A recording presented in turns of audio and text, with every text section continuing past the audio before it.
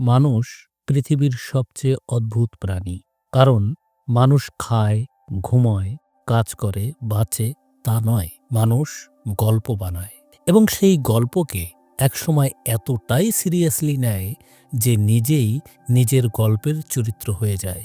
একটা মজার প্রশ্ন করি, যদি আজ আপনি হঠাৎ শুনতে পান আপনার পাশের বাড়ির লোক দাবি করছে, গতকাল আমি সাপের সাথে কথা বলেছি আর একটা গাধা আমাকে ভবিষ্যৎবাণী করেছে, আপনি কি করবেন? তাকে হাসপাতালে নিয়ে যাবেন? তাকে নিয়ে ইউটিউবে রিল বানাবেন? না তাকে নবী বা অবতার ঘোষণা করবেন?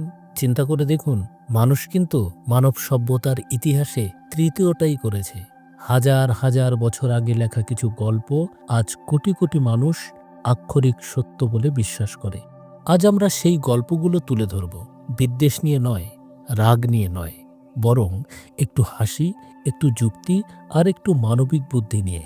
চলুন শুরু করি। মানব সভ্যতার সবচেয়ে বিখ্যাত ফল আপেল না, আমও না, একটা নিষিদ্ধ ফল। গল্পটা এরকম, একদিন ঈশ্বর পৃথিবী বানালেন, তারপর একজন মানুষ বানালেন, নাম দিলেন আদম। তারপর আদমকে একা লাগছিল, তাই তার পাঁজরের হাড় ভেঙে একজন নারী বানালেন, নাম দিলেন ইভ। এখানেই প্রথম মেডিকেল প্রশ্ন, যদি পুরুষের পাঁজরের হাড় থেকে নারী সৃষ্টি হয়, তাহলে এখনও পুরুষদের একটা পাঁজর কম থাকার কথা না? কিন্তু হাসপাতালের এক্স-রে রিপোর্টে দেখা যায় সব মানুষেরই পাঁজর সমান। বুদ্ধি লাগিয়ে চিন্তা করলেই সমস্যা। স্লোগান উঠবে, একটা একটা নাস্তিক ধরে ধরে ড্যাশ কর। সাপ। এই সাপ শুধু সাপ না, সে মনোবিজ্ঞানী, দার্শনিক এবং মোটিভেশনাল স্পিকার। সে ইভকে বোঝালো, ওই ফল খাও, তুমি জ্ঞানী হয়ে যাবে। ইভ খেলো, আদমকেও খাওয়ালো, আর সাথে সাথে তারা বুঝল, ওহ আমরা নগ্ন, একটু দাঁড়ান। মানুষ পৃথিবীর আসার আগে কি তারা জামা কাপড়ের ফ্যাশন শোতে অংশ নিয়েছিল? নগ্নতা বুঝতে হলে তো আগে পোশাকের ধারণা থাকতে হবে। আর সবচেয়ে বড় প্রশ্ন, সর্বজ্ঞ সর্বশক্তিমান ঈশ্বর কি জানতেন না সাপ এসে মানুষকে ভুল পথে নেবে?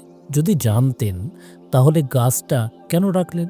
যদি না জানতেন তাহলে তিনি সর্বজ্ঞ কিভাবে? এটা ঠিক সেই রকম, বাবা নিজে টেবিলে চকলেট রেখে বাচ্চাকে বলে, খাস না, তারপর বাচ্চা খেলেই তাকে বাড়ি থেকে বের করে দেয়। এবং এই ঘটনার শাস্তি হিসাবে পুরো মানবজাতি হাজার হাজার বছর ধরে কষ্ট ভোগ করবে। মানে, তোমার পরীক্ষা খারাপ হয়েছে কারণ ৬,০০০ বছর আগে কেউ একটা ফল খেয়েছিল। এটা বিচার না, এটা কসমিক লেভেল কালেকটিভ পানিশমেন্ট। ধর্মগ্রন্থে একসময় মানুষের আয়ু ছিল ৮০০, ৯০০, ৯৫০ বছর। মানে তখনকার লোকেরা শুধু দীর্ঘজীবী না, তারা ইতিহাসের হাঁটাচলা করা লাইব্রেরি। ভাবুন, আপনার দাদু যদি ৯০০ বছর বাঁচতেন, তিনি একই জীবনে মুঘল যুগ, ব্রিটিশ যুগ, স্বাধীনতা, স্মার্টফোন, এআই সব দেখতেন। কিন্তু সমস্যা হলো, বিজ্ঞান বলছে মানুষের কোষের একটা সীমা আছে, হাইফ্লিক লিমিট। মানুষের কোষ এতদিন বাঁচতে পারে না। তাহলে প্রশ্ন, হঠাৎ করে মানুষের আয়ু ৯০০ থেকে ৭০-এ নামলো কেন? কি হলো? ঈশ্বর কি মানুষের মধ্যে ফিট করা সফটওয়্যার আপডেট করে দিলেন? Human version 2.0, reduced life span patch installed. এক যুদ্ধে একজন যোদ্ধা নাকি প্রার্থনা করলেন, হে ঈশ্বর, সূর্যকে থামিয়ে দাও, এবং সূর্য নাকি থেমেও গেল। এখন একটু ভেবে দেখুন তো, সূর্য নয়, পৃথিবী সূর্যের চারদিকে ঘোরে।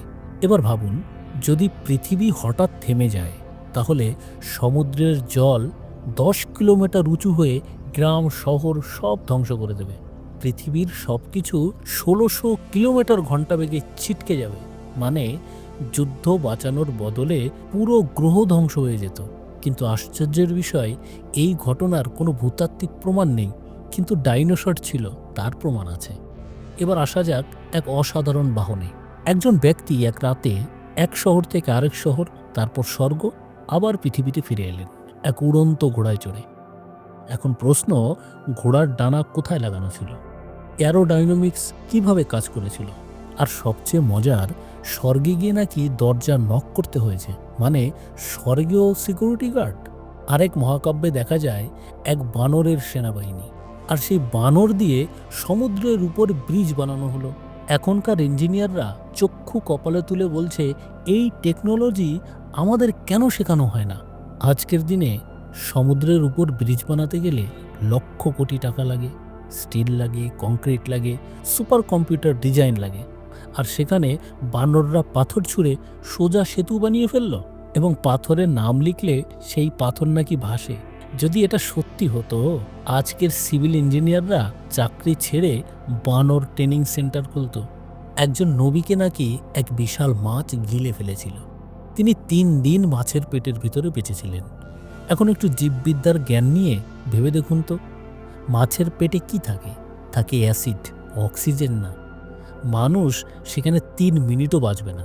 3 দিন তো অনেক দূর। বিভিন্ন ধর্মে দেখা যায় কারো জন্ম বাবা ছাড়া, কারো জন্ম মাটির মূর্তি থেকে, কারো জন্ম আগুন থেকে। এখানে সমস্যা একটাই, সেটা হচ্ছে জীববিজ্ঞান। জীববিজ্ঞান অনুযায়ী ডিএনএ, ক্রোমোজোম, ফার্টিলাইজেশন এগুলো ইউনিভার্সাল রুল।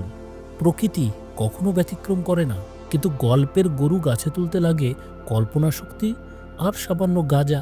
শাস্ত্রগ্রন্থের অনেক জায়গায় পশু মানুষকে উপদেশ দেয়, ভবিষ্যৎ বলে। যদি সত্যিই পশুরা কথা বলতে পারত, প্রথমে কাকে মামলা করত জানেন? মানুষকে। কারণ মানুষ তাদের খেয়ে ফেলে। আসলে সমস্যা গল্পে না, সমস্যা তখনই শুরু হয় যখন গল্পকে ইতিহাস বানানো হয় আর ইতিহাসকে আইন বানানো হয়। গল্প হলো মানুষের কল্পনা, ভয়, অজানা ব্যাখ্যা করার চেষ্টা। প্রাচীন মানুষ বজ্রপাত বুঝত না, তাই দেবতা বানালো। রোগ বুঝত না, তাই অভিশাপ বানালো।